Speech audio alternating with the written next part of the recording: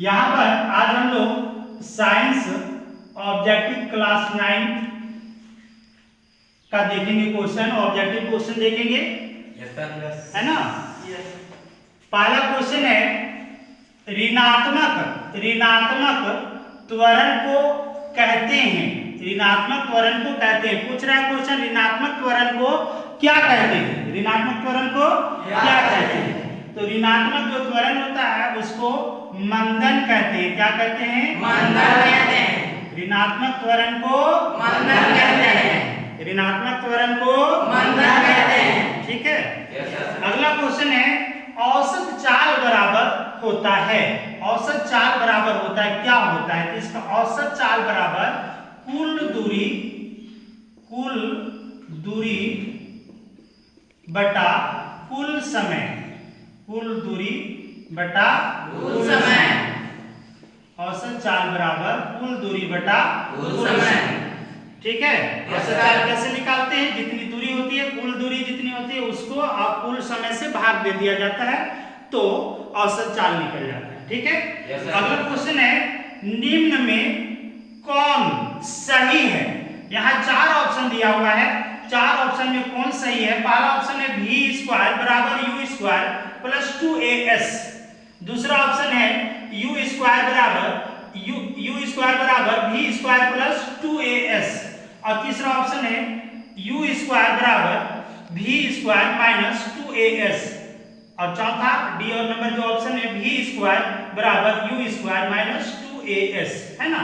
तो ये गति का सूत्र है और इसका सही जवाब हो जाएगा ए नंबर v² बराबर u² प्लस 2as। ठीक है।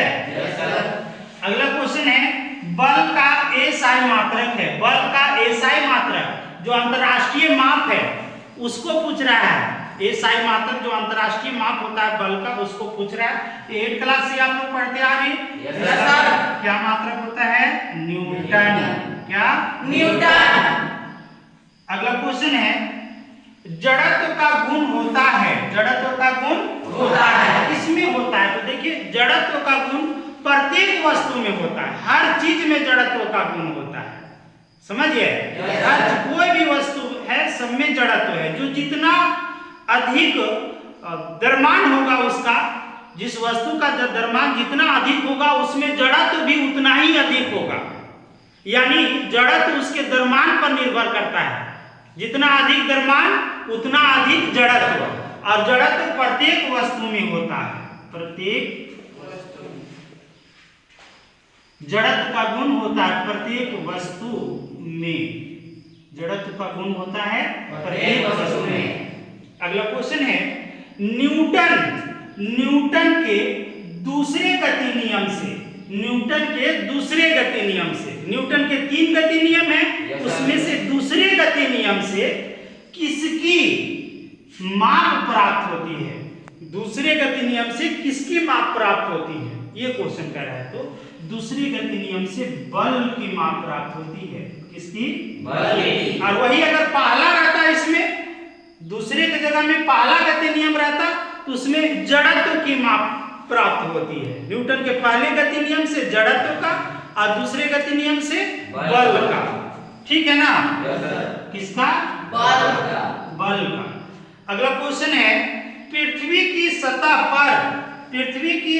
पर गुरुत्वीय त्वरण जी, छोटा जी लिखा हुआ है, का मान है। गुरुत्वीय त्वरण को छोटा जी से डिनोट करते हैं, जी, है ना, स्मॉल जी।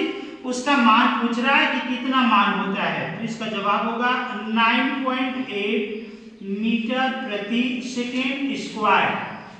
9.8 मीटर प्रति सेकेंड स्क्वायर। चलिए अब अगला क्वेश्चन देखेंगे। सार्वत्रिक गुरुत्वीय त्वरण, गुरुत्वीय स्थिरांक जो बड़ा जी है, कैपिटल जी है, उसका एसआई मात्रक पूछा है। उसको गुरुत्वीय स्थिरांक को किस चीज से मापते हैं उसको पूछ रहा है। इसका जवाब होगा न्यूटन मीटर स्क्वायर प्रति KG square. Newton metre square प्रति केजी स्क्वायर। ठीक है। आगे बढ़ते हैं। कार्य बराबर होता है। कार्य बराबर होता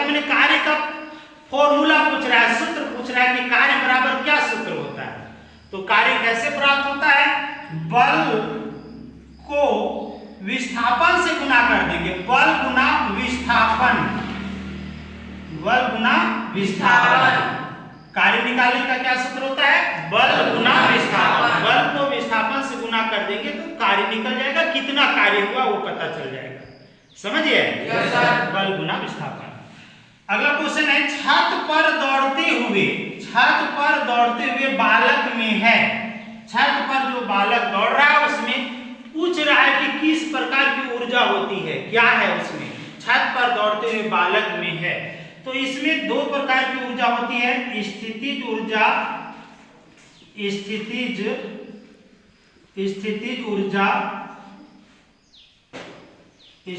ऊर्जा और गतिज ऊर्जा, दोनों होता है। स्थितिज ऊर्जा और गतिज ऊर्जा, है ना?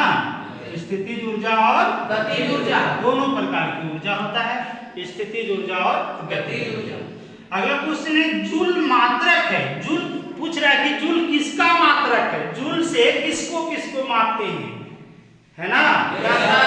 तो जूल मात्रक होता है कार्य का, किसका? कार्य का।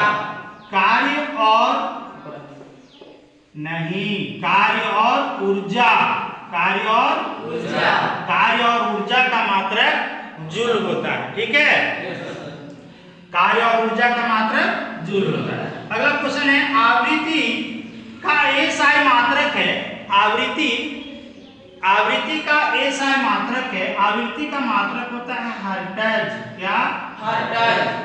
हर्ट्ज। अगला क्वेश्चन है, ध्वनि तरंगे होती है। ध्वनि जो तरंग होती है, तरंग दो प्रकार का होता है, अनुप्रस्थ तरंग और अनुदैर्घ्य तरंग। तो जो ध्वनि की जो तरंगे होती है वो किस प्रकार की तरंग होती है उसको बताना है। तो ध्वनि तरंगे जो होता है अनुदैर्घ्य तरंग होता है। क्या? क्या? हाँ। अगला क्वेश्चन है, वह प्रक्रिया जिसमें इत्र की गंध वायु में चारों ओर फैल जाती है कहलाती है। वह प्रक्रिया जिसमें इत्र की गंध वायु में चारों ओर फैल जाती है वह कहलाती है। क्या कहलाती है? तो उसको कहते हैं विसरण। क्या कहते हैं? विसरण। हाँ, विसरण। अब आगे देखते हैं क्वेश्चन नंबर 15, निम्न में कौन जलने की तीव्रता पैदा करेगा? निम्न में जलने की तीव्रता पैदा करेगा, मतलब किसमें आप ज्यादा जलेंगे? जलना होता है ना, तो ठंडा जल से कोई जलता है क्या? नहीं ना। गर्म जल से कैसे भी जलेगा? गर्म जल से जलेगा, बट यहाँ सवाल है तीव्रता का, सबसे अधिक किससे जलेगा? नहीं समझे? हाँ, उबलता जल से भी जलेगा लेकिन सबसे अधिक किसमें जलेगा? तो ये हो जाएगा आपका भाप। किसमें? बात समझ गए? हाँ। अगला क्वेश्चन है, निम्न में द्रव में कौन निश्चित है? द्रव में कौन चीज निश्चित होता है वो पूछ रहा है। आकार निश्चित होता है कि वेग निश्चित होता है कि घनत्व निश्चित होता है कि आयतन निश्चित होता है? ये ऑप्शन कह रहा है। ठीक है, द्रव जो होता है उसका आयतन निश्चित होता है। आयतन क्या निश्चित होता है? आयतन।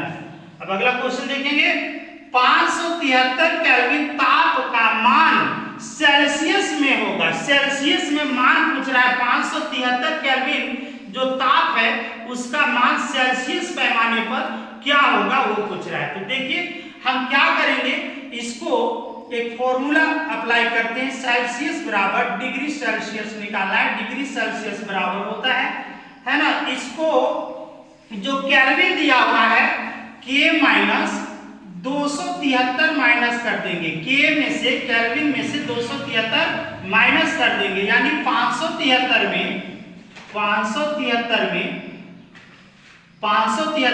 273 माइनस कर देंगे। समझ रहे हैं ना? कितना आ जाएगा? 300 डिग्री सेल्सियस। समझिए? Yes sir. कोई दिक्कत क्या? नहीं सर। 573 में जो केल्विन है उसमें से 273 माइनस कर देना है, ये तरीका है निकालने का। समझ गए? अब आगे देखेंगे। सोडियम के लिए रासायनिक संकेत पूछ रहा है। सोडियम का रासायनिक संकेत पूछ रहा है, बहुत आसान सवाल है। सोडियम का रासायनिक संकेत होता है Na। क्या होता है? Na। ठीक है। Yes sir. अब अगला क्वेश्चन है H2O का आणविक द्रव्यमान है। इसका H2O जो जल है उसका अणुओं का द्रव्यमान पूछ रहा है। ठीक है, तो बहुत सिंपल है, देखिएगा यहाँ पर दो तत्व है, एक हाइड्रोजन है और दूसरा ऑक्सीजन है। हाइड्रोजन है और ऑक्सीजन। हाइड्रोजन का जो द्रव्यमान होता है हाइड्रोजन परमाणु का वो 1 होता है और इसमें 2 परमाणु है तो 2 से गुना कर देंगे, प्लस ये जो ऑक्सीजन है उसका द्रव्यमान जो होता है वो 16 होता है। ऑक्सीजन परमाणु का द्रव्यमान 16 होता है, तो ये हो जाएगा, इसको गुना कर लेंगे, 2 एका 2 प्लस इधर हो जाएगा 16 और 2 कितने हुए? 18। कितना? 18।